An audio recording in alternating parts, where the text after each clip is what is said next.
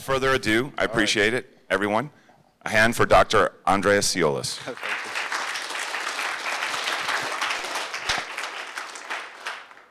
Okay, so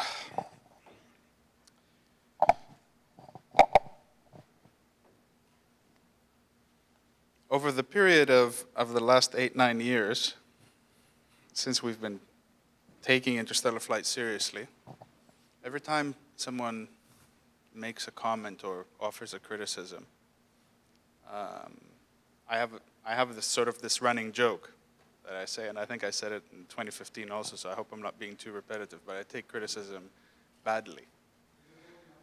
Yes, so I have this sort of running joke that goes like, I take criticism really badly. But all I meant by that is whenever someone gives us some kind of feedback about interstellar flight, how are you going to make this happen?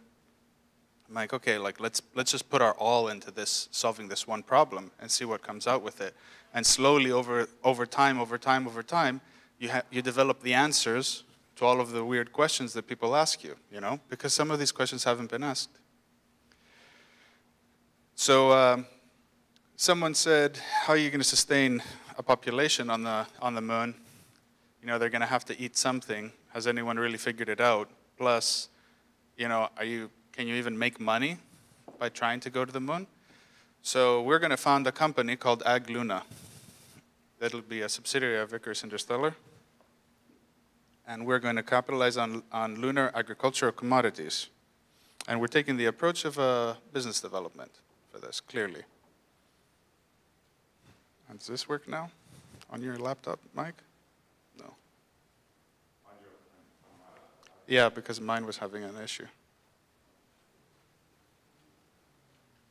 This works, but that doesn't work. So I'll just say next slide, maybe. Okay. So executive summary of agLuna is that agLuna is an industrial agricultural commodities company which aims to be the system-wide leader lunar horticulture company, which is the art and practice of lunar garden cultivation and management.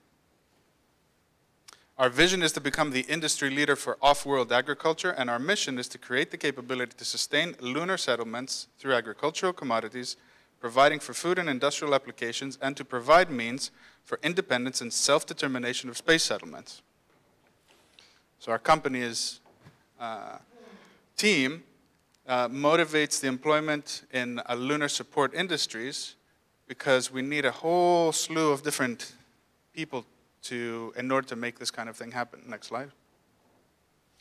So for example, just to put together a team that would be capable of delivering such services, you need things like seed geneticists and biologists, hydrologists, hydrogeologists, physicists, engineers, chemists, biologists, geologists, normal geologists, and Arctic ecosystem scientists, because I would know by working up there how versatile those people are, like finding solutions in places where otherwise people would have given up. And of course, we need a special water refinement and water quality engineering task forces, which are jobs that exist right now. So I'm mentioning these specifically because we don't have to train interstellar engineers like we were saying earlier. These are professions that exist today, and they have the experience and they have the capabilities to provide the services or the input that we need into agLuna. Next slide, please. So there's some problems that we can address. We're taking the premise here that there's a company or there's a nation that is going to the moon and wants to create a settlement. This is the premise of this near future event or current event. And they have to put together this project proposal in order to figure out how they're going to feed the crew the settlement, the people that are going to go to that settlement. So the things that we have to offer as agLuna is certainly cost savings on your resupply costs, because you won't have to send food up to your colony as often.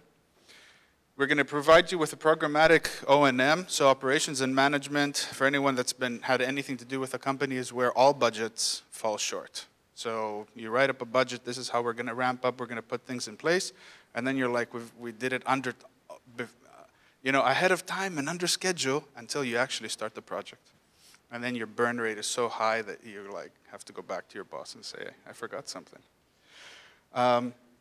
So this Gardening for Dummies, this lunar edition of a Gardening for Dummies this is something that no one knows how to do. You know how to garden on the Earth, you don't know how to garden on the Moon.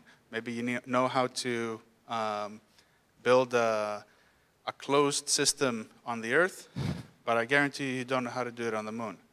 When you're on the Earth, you will cheat. You'll cheat at every opportunity without realizing that you're cheating.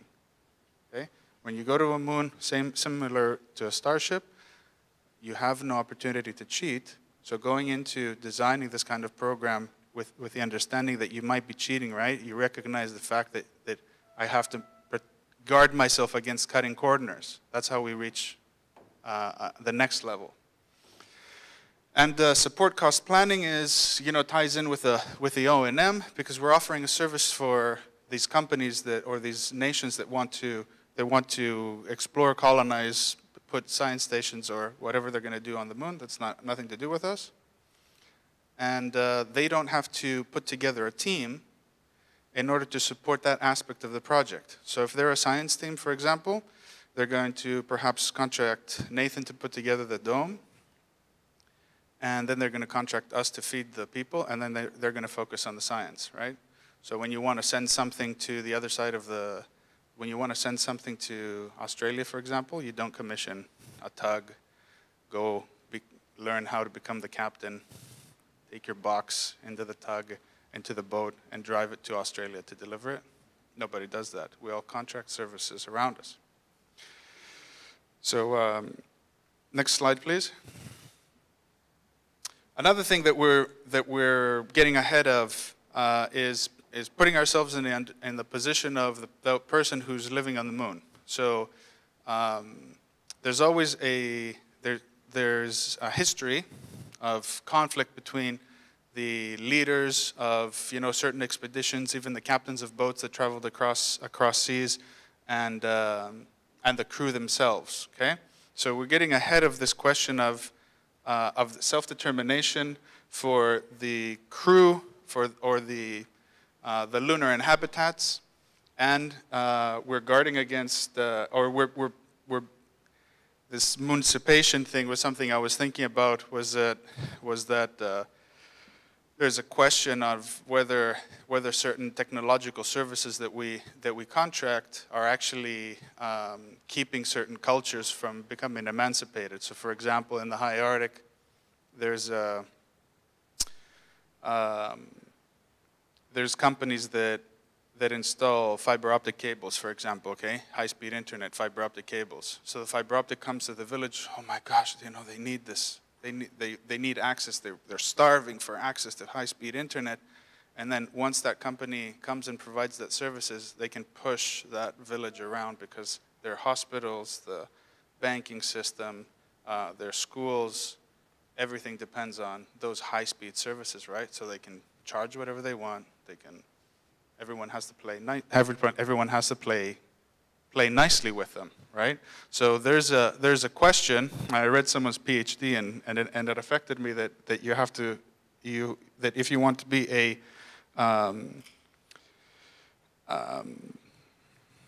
conscientious company, then there's a lot of things. These are the things that no one seems to be thinking about, and it made an impression on me. Next slide, please. So there's some certain focus areas that this company agLuna is approaching. So first of all, we're looking into the hydroponics versus the soil regolith farms, and how we would install the plants themselves in the growing farms. We're going to use robotics, regolith soil treatments, and what will the gravel sources be for those. It's our belief that the regolith can be treated to become to be able to sustain plant life. But we're probably going to start with the hydroponic gardens for the first ones, which is proven technology we have on Earth. Water sources from process. Is the water going to come from processed permafrost, like John was mentioning earlier, Or are there other opportunities? So there's still a case out there. We still need to explore the moon. We don't know anything about the moon. We do not know anything about the moon. And again, I'm repeating myself from 2015, actually. We do not know anything about the moon. There could be frozen rivers under the moon. There could be ice caves. There's lava tubes. We've discovered so many things. We haven't even scratched the surface of the moon. Plant nutrients and fertilizers, the sources of nitrogen, magnesium, copper, calcium, zinc, and potassium. All these things have been found even in the surface lunar regolith that has been brought back in the sample supply in the return missions from the moon. So we know that those nutrients exist on the moon. It's just putting ourselves in the condition where we've done the research and we can understand a way to turn that into nutrients that will feed our plants. Next slide, please. So we're focusing on 3 different types of commodities. What plants are necessary for human and livestock nutrition. So we need to determine certain food groups. What agriculture and industrial infrastructure is needed to process these plants. What kind of machines do I need? If I'm going to produce some medicines from them, for example, maybe I need ethanol baths.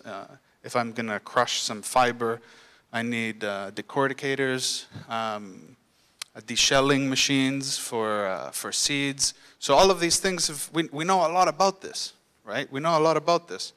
As in the humanity knows a lot about this. So I'm looking forward to learning a lot about this also. You go back 1 slide, please. And what opportunities exist for accessing multiple markets and uses? For example, medicine, construction, cloth materials, and other technologies. So if we're going to build, if we look at the industrial cycle on the Earth, there is nothing at all that we create or we produce that doesn't have some kind of plant in it, right? So living on the moon means having an industrial agricultural basis on the moon. And once you have an industrial agricultural basis on the moon, you become self-sufficient. Then you have a market. Then you have an economy. Then you have everything. agLuna. Next slide, please. The logistics involved, 3 outstanding questions. The logistics involved in supply and demand. How do we get the product to the customer? Initially, we're thinking that this would be we would have small sort of pods that would be disconnected, just pods, a package that would feed 10 people, and then it would be scalable to the size of the colony. The cost of goods sold on the moon, establishing market standards based on local lunar economies, leads to motivating lunar economics. And what might a bottle of lunar vodka cost on the Earth, right? So everywhere you go, imagine that.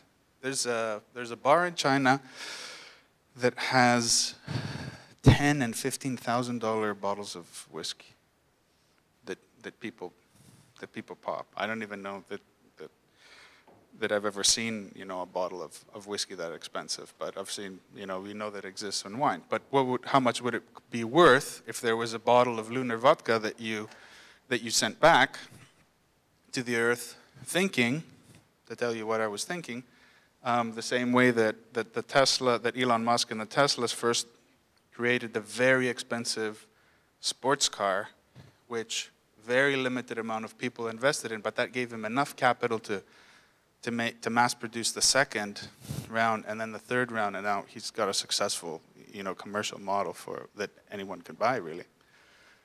So what is that? So how do we establish those market standards? But that's interesting.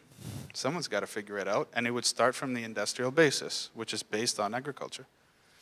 How do we establish projections for return on investment without a lunar settlement effort underway?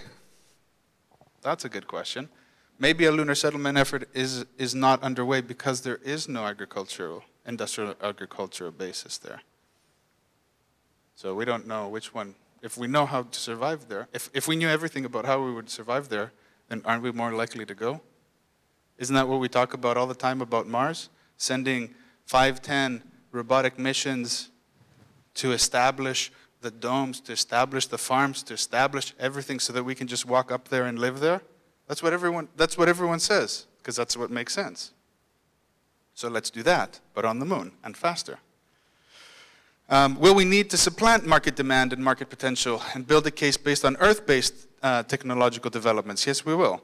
So in Iceland, so I met with I put that in there, and I meant actually to remove it, but it reminded me of something. We were talking about, so we talked a lot about Alaska and living there, and there's this thing that we would like to have up in Barrow, because Barrow is a hub of activity, but there's no road to Barrow. Alice was talking about, there's a seasonal ice road, and obviously it has to be built every year, and we were talking about, how expensive it would be to build a road to Barrow for the Coast Guard, for icebreakers. There's a lot of reasons why we need to have access to Barrow. And there was a representative of an academic from Iceland, and we were having this discussion with him about this challenge that Alaska has about how we're going to build these roads. And he just did this expression, this curious expression, this dismission. He says, in Iceland, when we want a road somewhere, we build the road. We don't ask how much it costs. So there's a mentality difference that we have in the United States that's not shared everywhere. There's the northernmost point in Greenland that's occupied, a village there, has a fiber optic cable that costs 50, 60 million to put in place. There's 36 people living there, but they're Icelandic. No one asked them to pay for it. These people need fiber optic. It's interesting, right? So just as a stepping aside sort of from agLuna and what we're talking about, we have to think that some of the mentality that we've become accustomed to living in the United States is not necessarily the way things are in the world, okay? So space is a place for everyone kind of means let's go and meet everyone maybe and take ourselves out of the prejudices that we have and learn from others, okay? Let's not make space a place for everybody. I mean, I'm a buddy. I want to be included in this. Let's become the students of that effort. Also, throughout this, we consider the logistical problem of access to the moon is being filled contractually by space launch companies, whereas we are their customers.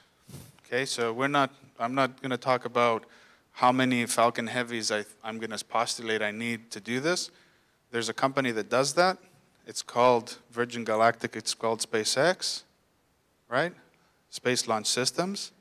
And I'm going to go to them and I'm going to bid them for how much they're going to charge me to deliver my product to the moon. Doesn't that create an economic basis, right? And again, a little step aside, to take a step aside here, and just to say it to the people who are watching us at home, that when we say a mission to Mars costs $500 million, we are not putting that money on a rocket and sending it to Mars. That money is not lost by our economy. That money goes to you, to you, to you, to you, to the space professionals, to the business people who work for those companies. It goes to what I feel is the right part of the community. It goes to your family and to your children, who will then have the economic wherewithal to support a continuing efforts towards space exploration. So for all given purposes, a mission to the moon could cost $10 trillion. Isn't that great? That means that the jobs that we're occupying and then some are bankable. Next slide, please. Advantages. So thinking of this as a pitch deck, although I'm taking a step aside to talk to you, not as investors, but as attendees, what makes my solution special? You know, why do I differ from others? If we put together a pitch deck, how would we answer this question? So our approach motivates a number of industries to think outside the box. Food sustainability, sustainable seed banks, in vitro seed production. I recently visited a seed bank up there in Alaska, and for some other things, and it's just this farm out in the middle of nowhere. Have you guys ever been to a seed bank? So it's out in this farm out in the middle of nowhere, and I walk in, and a door opens, and I've walked into the Starship Enterprise. There's bulkheads. They've got these illuminated sources left and right, and they're growing lettuce, carrots, potatoes in vitro. So they're doing the genetics. They're making sure that there's no viruses. They're testing the genetic strains. They're categorizing them, and then they're growing them in complete isolation to provide a stock seed material to the farmers.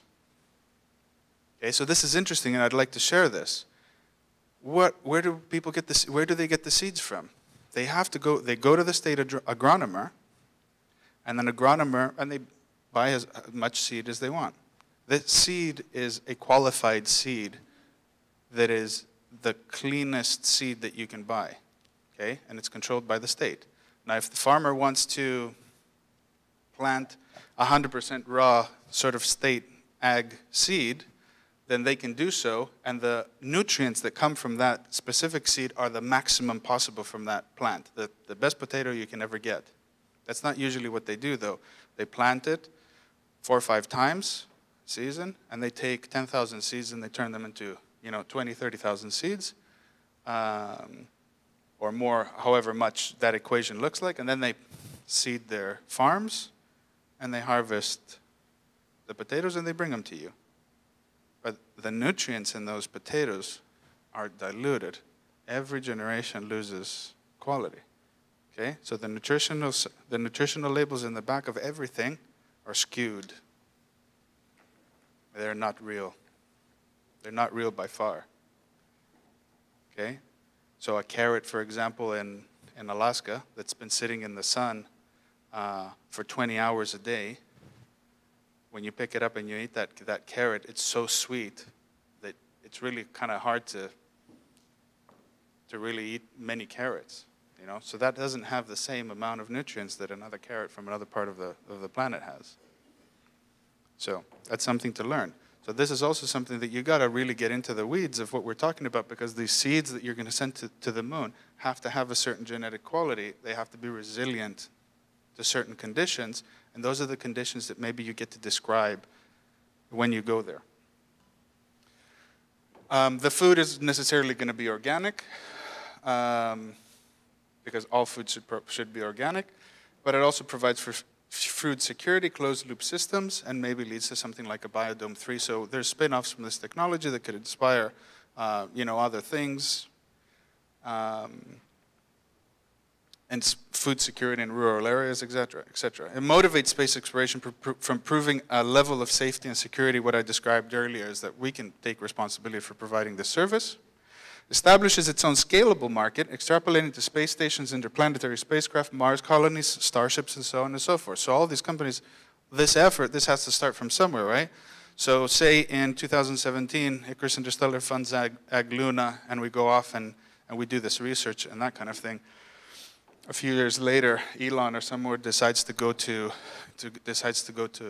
Mars. He can either do what he usually does and spin it all up internally and figure it out himself, and good for him, or he can go to someone who's been doing it for the last 5, 10, 15 years, right? It's also a tool for discovery. So when we put ourselves in this really weird position of whether we can exist, what's going on with interstellar exploration, how are we going to actually survive on a spacecraft at a starship, that what I mentioned earlier, that you tend to cheat, you ask yourself some weird questions. Is there a case for chickens on the moon? Like, really? Can you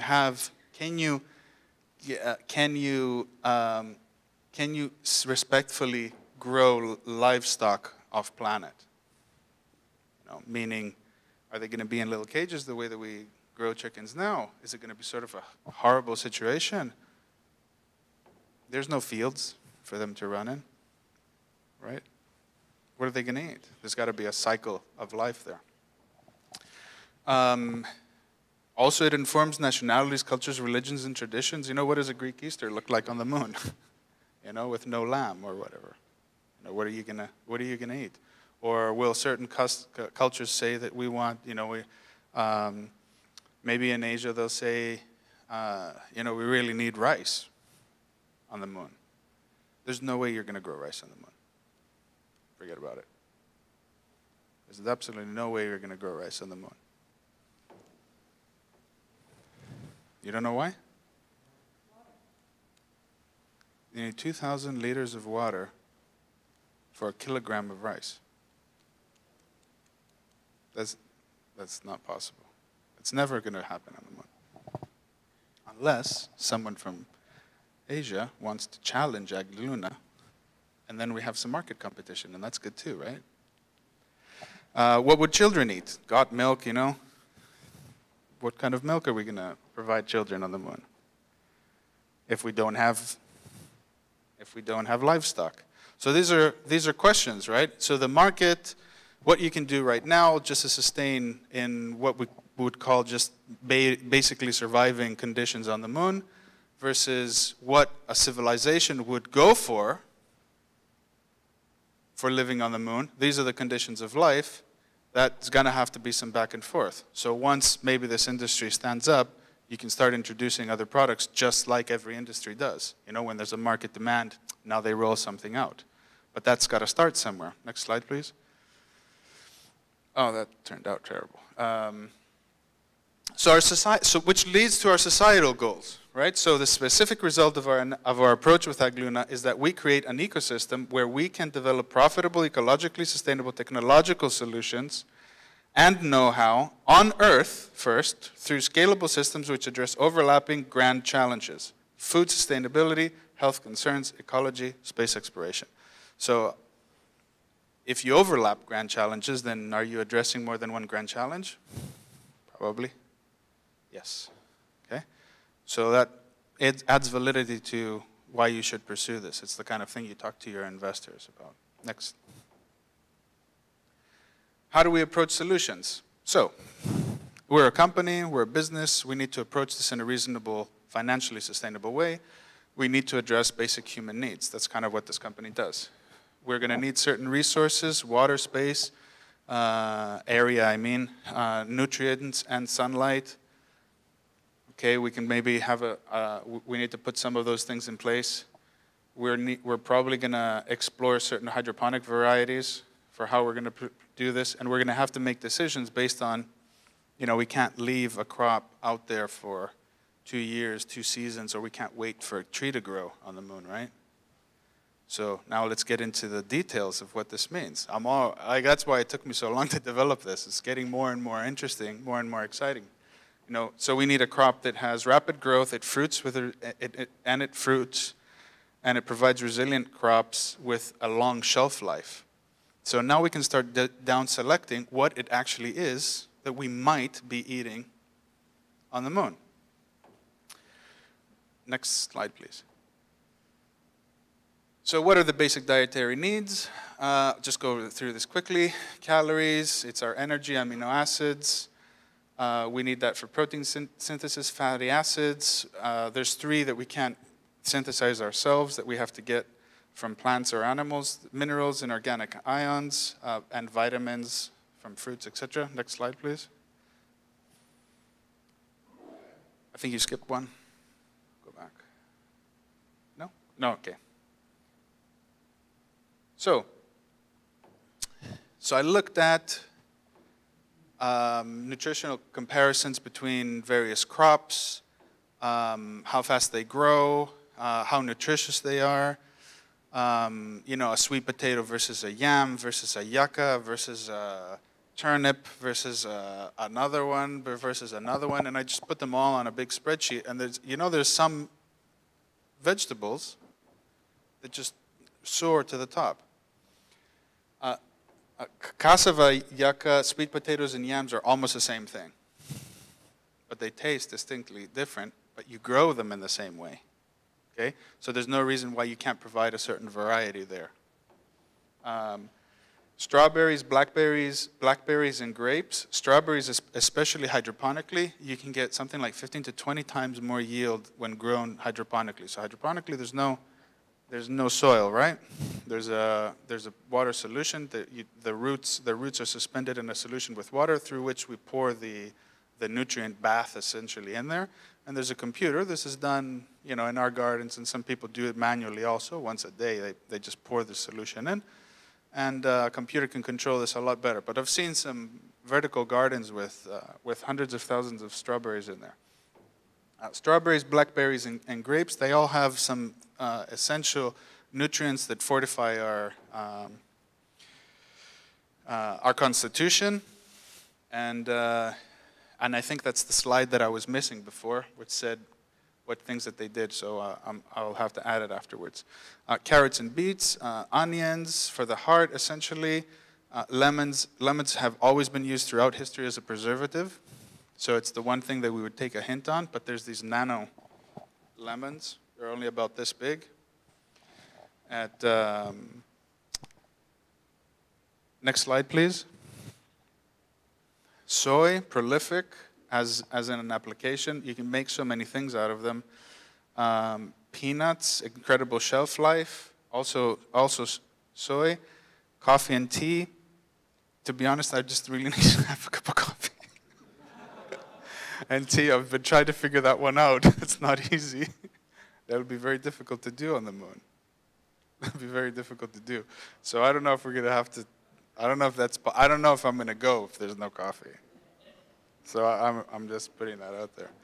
But you know why I put that in there is to make the point of we may, while we're exploring this, come to some conclusion that says we can't go to the moon without a certain source of a certain nutrient, for example. Okay?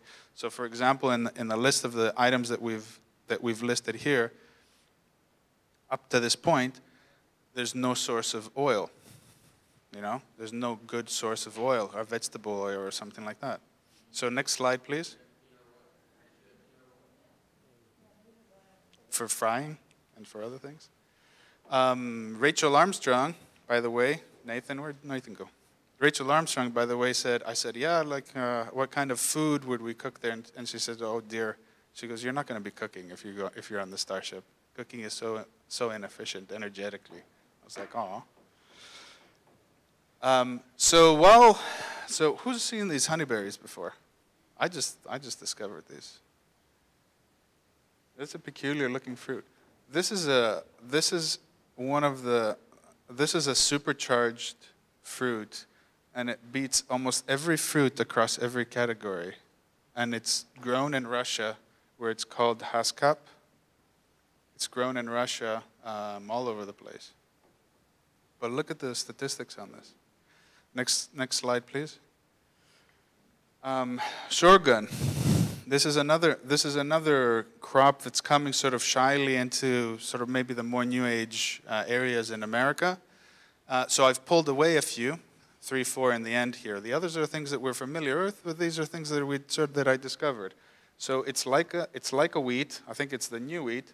It's been grown there's a history of it being grown for over 4,000 years. It's an African cash crop. And it's gluten-free. A serving provides 50% of the daily needs of everything across the board that we need, from energy, protein, amino acids, fatty acids, everything. They mill it and they turn it into a flour that's gluten-free for people who are celiacs, not just, oh my gosh, gluten and stuff like that. But it's an issue, right? The gluten-free is kind of like just a bonus. It doesn't really make a difference. And it's an extremely, but more importantly, it is one of the most efficient crops in converting solar energy and water into its product. So it's grown in Africa for this reason. So that's kind of a good thing that we want. Next slide, please. Industrial hemp. So industrial hemp has been kind of a sniggering thing over the last couple of years. Canada grows it for seeds primarily. France and the United Kingdom have been growing hemp. Hemp has been growing everywhere around the world for thousands of years. Benjamin Franklin grew hemp. The sails of the Mayflower were made out of hemp. All of the great navies of history used hemp rope, and it's kind of gotten a bad name because it's a part of the cannabis family and all that stuff, but what we're looking at here is industrial applications specifically. So the hemp plant itself has 100% usage. The entire plant can be used. So this is a good thing for us. We can eat the seeds. You can produce oils. Traditionally, people have even made it as a base for paints. It was made out of hemp oil because it's really thick, apparently. The stalks can be used for fiber and cellulose. You can make paper out of it. You can make clothing, fabric out of it. So that's something that we didn't have. Because I was looking closely at cotton and other things. You know, how are you going to make clothes? CBD oil is cannabinoid oil is used by cancer patients and people who have epilepsy and other things. There's some videos of people, you know, just being able to relax with that. And I have friends actually who are going through that terrible illness, unfortunately, that are taking that with good results. But something where my mind really, cellulose, for example, for insulation, which we're going to need. But somewhere where my mind was trying to focus was on this activated carbon stuff. So industrial hemp produces the highest quality activated carbon in nature. It also has the strongest fibers in nature. But the activated carbon is needed for air purification, and it also has this really advantageous electric storage capabilities. And they're trying to develop now. It has been developed in Canada, and there's another group in the Czech Republic or something like that, where they're trying to build supercapacitors. Singapore. They're trying to build supercapacitors from this. So conceivably, there's a source from this plant. It's basically what we were talking about, is where is the industrial basis for this, okay? A second best to this, and that you can also build this stuff called hempcrete, which is a more advanced version of straw and mud houses, traditional. But this is, instead of straw, you use the fiber from the hemp herds, and instead of mud, you use concrete. And there's, I think maybe Heim will talk to us about the possibility of making concrete from the lunar regolith. Will you, Heim? Is that correct? I saw it in your book. That's why. So there's a lot of possibilities here for using this industrial hemp. Plus, this has certain varieties. It has nano varieties that just grow this big, or it has these mega varieties that can grow up to 16 feet tall. So we can control whether or not we want to grow these hydroponically. And all of these things can be grown hydroponically. It's basically the decisions that we made. Next slide, please. So we call this our pilot program. It's like our basic offering as the company. Things that we've excluded, I thought it was interesting to convey to you. Cotton and tobacco are the highest cash value crops in the world right now. However, they're not edible. So there's no point really in growing anything on the moon that you can't eat. Okay? Worst case scenario, you gotta be able to eat the walls. That's another thing that Rachel Armstrong said once. Rice is impossible because it requires 2,000 liters of water from 1 kilogram of rice. It's incredible. Trees in general take too long to fruit, and it was really, really hard to find a case for any kind of tree, other than maybe a coffee and cocoa tree. Maybe. We'll see. Corn can be grown hydroponically, and it kind of hits a lot of it ticks a lot of the boxes, but it has an extremely high waste. There's extremely high waste from corn. Because usually when we grow corn, everyone eats. The world is sustained by corn right now. But when they take the corn, they just let the stalks fall to the ground, return the nutrients and the fiber, and mostly the carbon to the soil. But what if you don't have soil? right? So maybe we could process that into ethanol and other things, but the machines, in order to do that, and that means that you would have some kind of value from a gasoline or a biodiesel plant when you're on the moon. Almost everything will be run from solar there. Okay? It's not worth it because you're not going to vent exhaust out into. You have to build a closed cycle for the exhaust there, and it's onerous. Plus, it's outside of the realm of what we're considering right now as agLuna, an agricultural company. And I've just removed all of the leafy greens and the microgreens because we've already figured that out, and you can grow any of those. Okay, it's not a problem, but you're also not going to survive on them. Next slide, please. So some recommendations. You can either build a habitat underground. This is something that we've been thinking as a broader sort of program. When we go to the moon, let's get it out there. We need to learn to grow, to build cities downwards instead of upwards. It's the number one thing we're going to learn very, very quickly. City planning will go down instead of up. Next slide, please. You can prototype a lot of this. When I was thinking of how we would build some kind of prototype to just test it, dig a hole and just some kind of basic experiment, of how you would do a proof of concept, because the truth is we can do all of this, right? All right? We can do all of this. So I was trying to look at some designs, and this was one that caught my eye. It looks kind of like a lunar habitat. Next slide, please. So yeah, just a model of what the hydroponic design will look like. Next slide. And the hydroponics of it. So 3, you have a good. It's up to you what kind of fish you can pick, but it would be great if we could eat them, right? So some fish are better than others. Tilapia, cod, and snap. I always forget the last one. Bass. Tilapia, cod, and bass were the ones that scored best based on protein and the nutrition that the plant has, and waste also. But all of the waste goes back into the system and gets recycled. Next slide.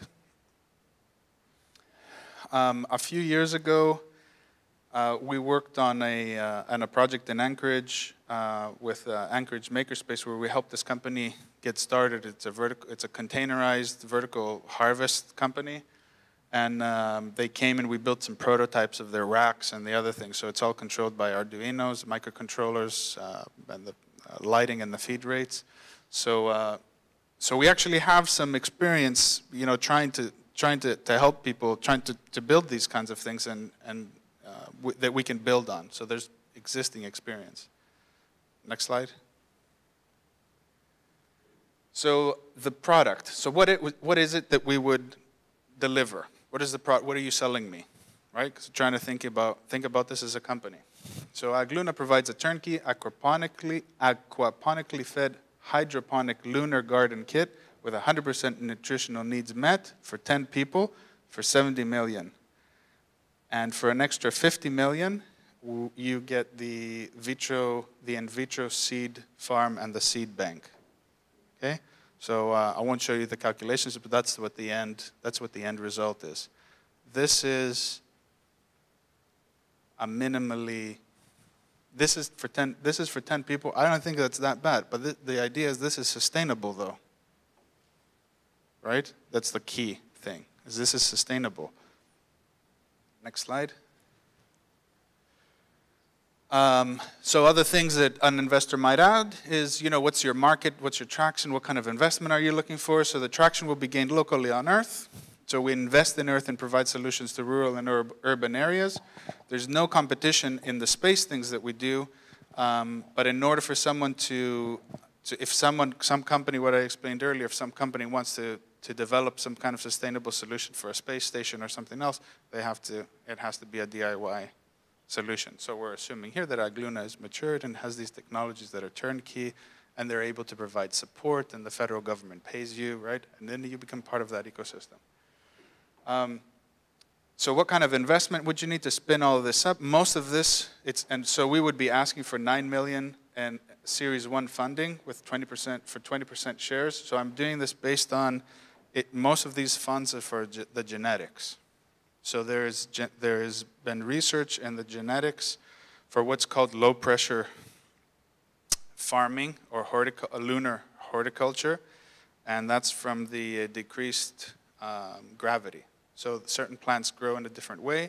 Certain variations of the plant are more resilient or more resistant to this. Some flop altogether. They can't sustain themselves.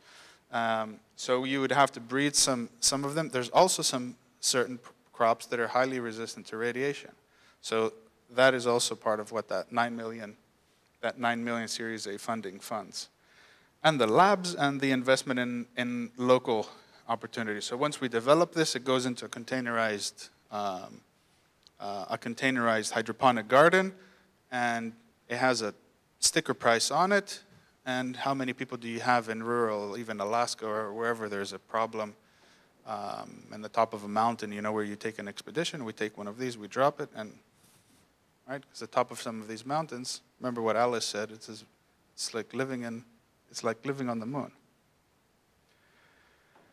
How would we predict our investment? So the seed genetics, there were some patents that were put out there in the 70s. NASA did some work. All of those patents have expired. The new seeds and the seed genetics can be patented. So that's our approach to nailing in that investment. And the return on investment would be 100%, 150% in 4 years with an additional 50% dividend funds held in a Luna bank that we can start dreaming about, which may be withdrawn locally once you get to the moon. Until you do that, the dividends will be held and invested in the Lunar agronomics to grow the company. So a company can invest right now and have a cash cow sitting in a lunar bank waiting for them, right, to grow. Or maybe you invest in agLuna now, and your children just have to hop on a space plane and go to the moon, right? It's kind of like we were talking about Bitcoin. Some people are early investors. And you know that this is going to make money because it's agriculture. Agriculture is always profitable. Next slide. I think I'm finished actually here. Thank you very much.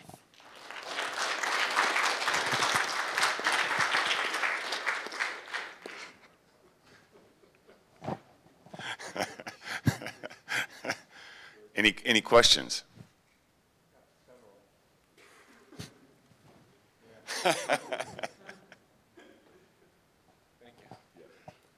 Very nice presentation, by the way. Well put together. One of my questions is about the rice. You said it was 2,000 liters of water. Is that per crop, or is it one time and then the rice just uses the same water?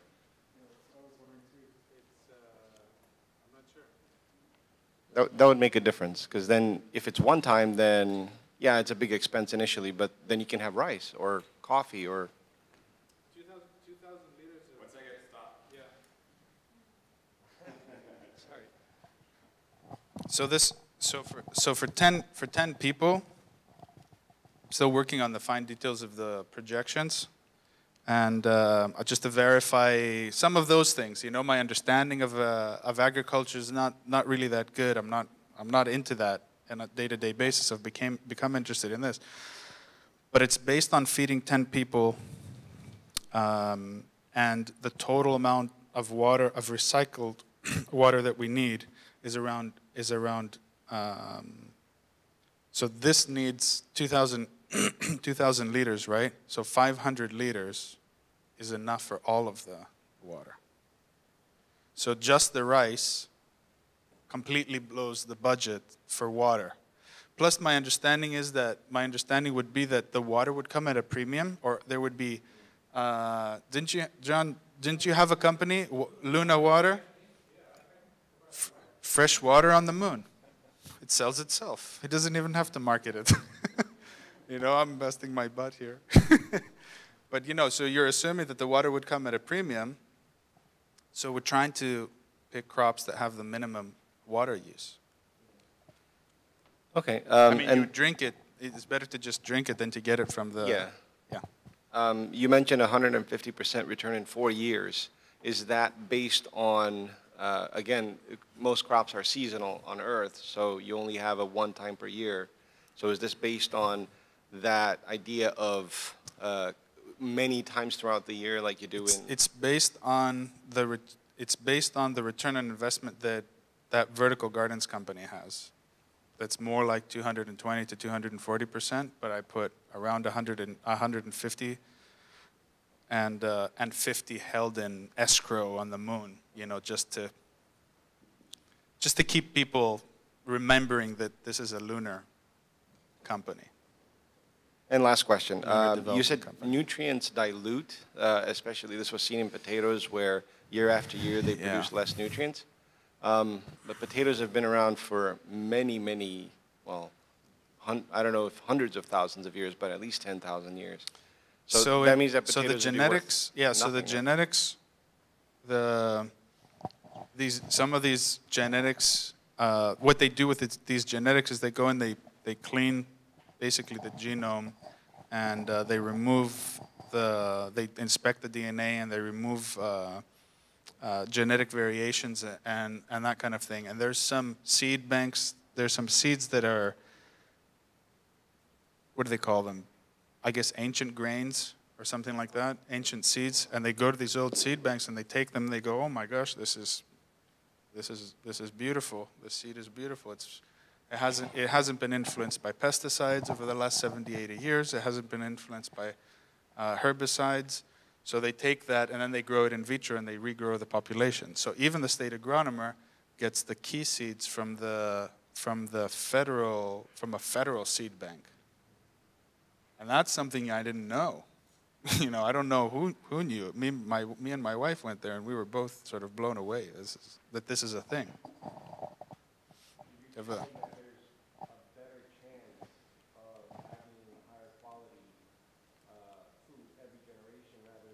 There's worse chance every generation.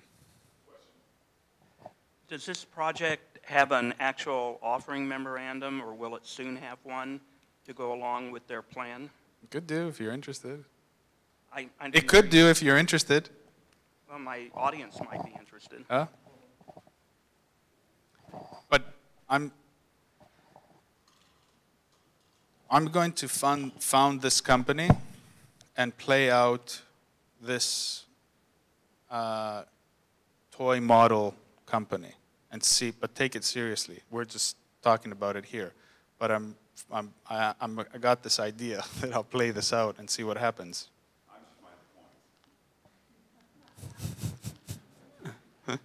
Have you talked to geneticists that, you know, involving the CRISPR techniques and super duper genetic techniques that can do away with almost all of these problems, you know, produce meat without animals and produce vegetables without seeds? Directly. I'm not sure that's true. Meat without animals and vegetables without seeds. That's well, meat without animals means soy meat and that kind of stuff. Oh, vat meat. I don't know about that. If there's no other way, if indeed, so the way I think I would pursue that is get all the research from those studies, try it, see if it's any good. See if it's any good. Although I'd eat any burger any day probably, but anyway. I haven't talked to them. No, I haven't talked to them. Questions? Not. Kim. How about insects? Did you consider insects as a source of protein? I did, yes. So insects, I did, and the cycle of life for those is especially worms, where initially I was thinking about there'll be some kind of soil medium, or if we go the soil medium and like recondition the regolith, then we would need worms. But there's so many benefits to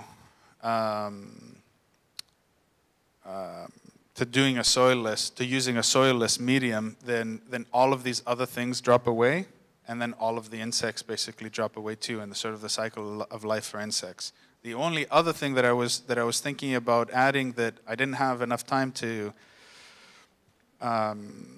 build the case for was bees. So bees is something that you should be able to incorporate easily, but I didn't finish that in time. It's actually my excuse. Not to eat, but for honey and for pollination.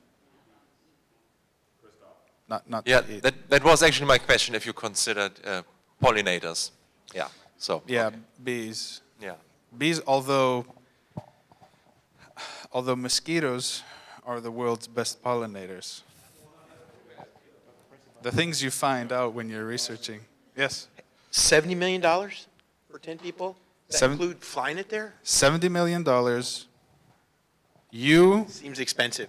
you want to send a crew of 10 people to the moon and you want to feed them. You figure out your launch costs. And for $70 million, we'll give you a package that will sustain them on the moon. Any other questions?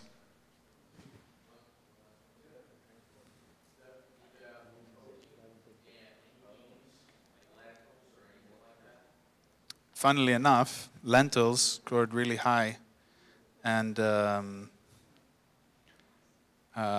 lentils, peas, beans, and all those other things. But What? Funny. soy beats them. Soybeans beat them. Soy beats them in the end. But you know what? With these grains, if the growth, since they're all grown hydroponically, you could probably insert some of these as, you know, my culture requires me to have lentil soup once a week. Therefore, you know, for 72 million instead of 70. All right, I've got to wrap it up. It's only been 12 hours, I know. Is it midnight already? Andreas Tzioas. Thank you, I hope everyone. you enjoyed that.